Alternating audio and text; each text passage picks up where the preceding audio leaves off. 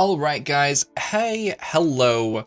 So I just wanted to give my thoughts on the new update for Honkai Star Rail, just talking about the different kind of in-game scenarios that we got going on, as well as the new character that came out, Firefly.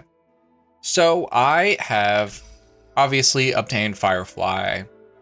I have had a good amount of time playing with her. With all my buffs and all the things that my characters can do, I can get her break effect up to like 550, which I think is pretty good. It's really nice. She does fantastic damage, an amazing character. But with how she plays, her being a destruction character, I don't think I'll ever want another break character, to be honest with you. She fulfills her role perfectly. She does not just single target break, but AoE break. On her skill, she decreases the break effect bar of the side people. So I don't think I'll ever want another break character, to be honest with you. So they did a fantastic job with her. Almost too well, because even if there are other people down the line that do break damage and they're all about break, I don't think I'll want anyone else, because as it stands, we have Harmony MC, which does enables super break extremely. We got Ruan Mei, that is just the quintessential break character support, and then you can throw in whoever you want for support. If you want to try and min max, where'd our guy go? You can throw in Gallagher. Now I'm only just now leveling up Gallagher. I'm going to keep him at level 70. I don't feel like he really needs to be at level 80. I very rarely upgrade my supports to level 80. But if you want to min-max, you can get him all pumped up and everything, because he also increases the break effect damage. So if you don't want to build him up because you don't really care that much, use whatever support. Anyone works with Firefly. And then if you get a set, even if it's a crappy set, it still makes her one of the best units in the game. Now, enough talking about the new character. Let's talk about the end game. So I have played about everything at least once. Now, I haven't played the Origami Bird Clash because I haven't done the story, because I'm waiting to do that on Tuesday night EST 6 p.m. To do that on my stream.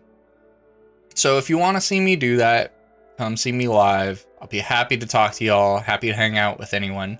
But I'm waiting to do that just because I want to do the quest on stream. Now, the other Trailblaze stuff, I also haven't done that. But the Apocalyptic Shadow and the Divergent Universe, I have done. Now, Divergent Universe isn't really that different from the rest of the simulated universe stuff. They added a little bit more to try and spice it up. But the best thing about it is honestly the animation. The animation they have for the Trailblazer acting all holy and godlike just in the background really sets it off as an amazing visual experience, at least when you're navigating the menus. Now, I do want to play more of this. I've been busy the last couple days, so I haven't been able to grind as much as I want to. But the mode's good. It's great for getting rewards and everything like that, so I'm definitely going to be playing it more. But I think once I grind it out, get all the rewards out and everything, I don't think it's going to be something I go out of my way to play unless I'm just trying to do the weekly points for a simulated universe. But that's pretty much the same with all the universe. We had Swarm Disaster, now we had the Golden Gears and Divergent Universe. They're all really fun when they first come out, but they're set up to not give you constant rewards and just kind of have that burst of, oh, it's something really fun to do, and then, wait, and if you're bored enough, spend money, please. That's all it really is. Keeping that in mind, it's a great mode. Like, it doesn't change too much. It keeps the same equation that it should, but it's essentially the same thing, just another add-on. Now, let's talk about the Apocalyptic Shadow. So I don't know if it's just me, but I think it's kind of, how to put this, a little lackluster. I don't know if they're trying to keep it less than Memory of Chaos, but I had a little bit of trouble, but I ended up clearing it first try on the very last stage. I don't know how I feel about them keeping the same characters on every single stage. Now, I would have preferred that at least switching it up a little bit. Like, if they wanted to make these characters the very last on the stage, like the first 2 or 3 maybe. But I just feel like I was just doing the same battle over and over again, just grinding when it's supposed to be feeling like an in-game mode. Didn't really feel like it. Just felt like I was fighting a boss for equipment that I wasn't going to get. Now, fantastic, we get more jades, we get more feathers. I'm all for it.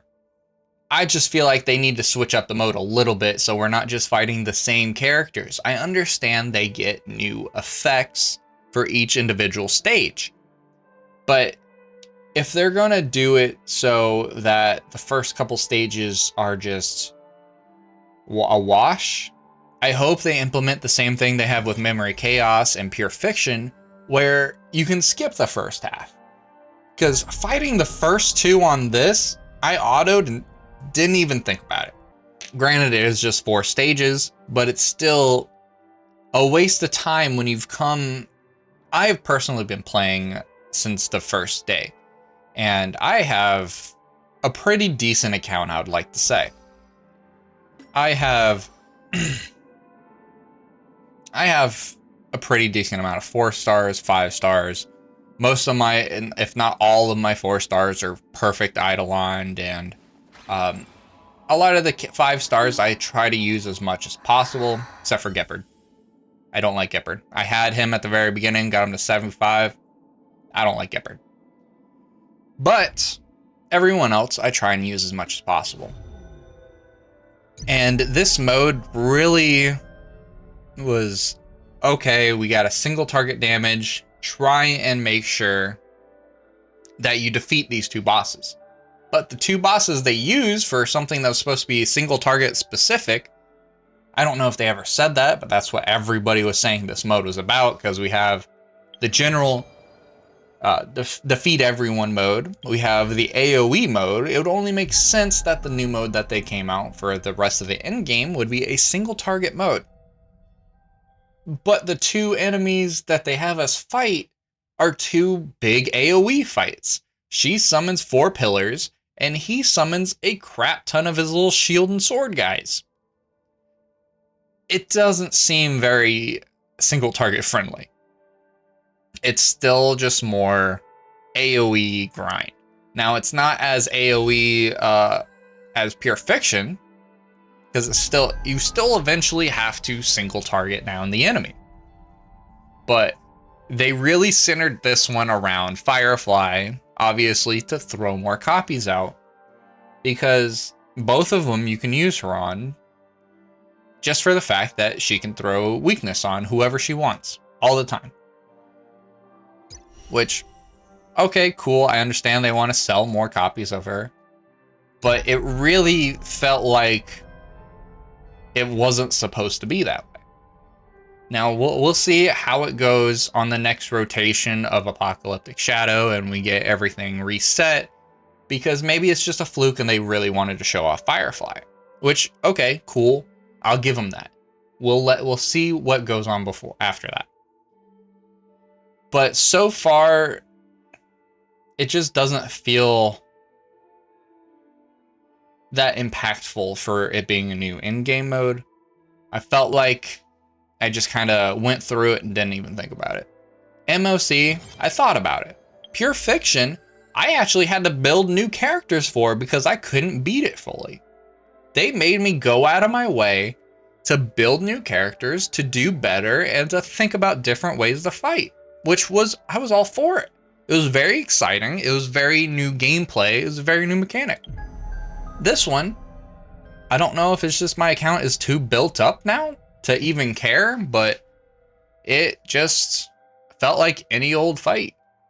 It didn't have the impressiveness of Memory of Chaos. It didn't have the I need to blow them up as fast as possible for Pure Fiction. It just felt like a normal fight.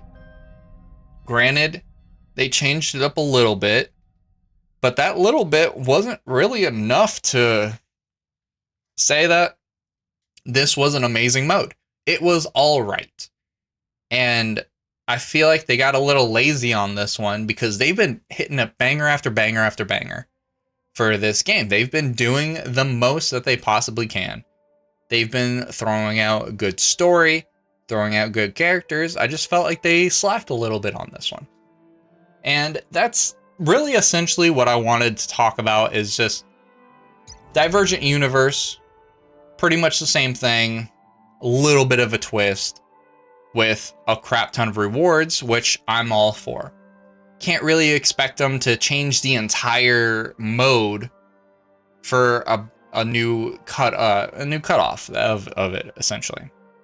Which I'm okay with this. I was just expecting a little bit more out of Apocalyptic Shadow. It didn't feel like what it's a Treasure's Light Ward high difficulty. I don't feel like it was high difficulty. Especially because there's no real requirements like Memory of Chaos or Pure Fiction. The only real requirements is beat them fast. It doesn't matter if anyone dies. As long as you just do enough damage and you throw yourself at them and hit them as hard as you can, okay, you win. Which, it's kind of like that with Pure Fiction, but it feels different. I don't really know how to describe the two modes because they both have a timer system. This one goes off of waves and you just got to get the points in the waves. While this one it ticks you down, and the more time you take, the less points you get. It doesn't feel as good. It just feels a little lackluster, personally.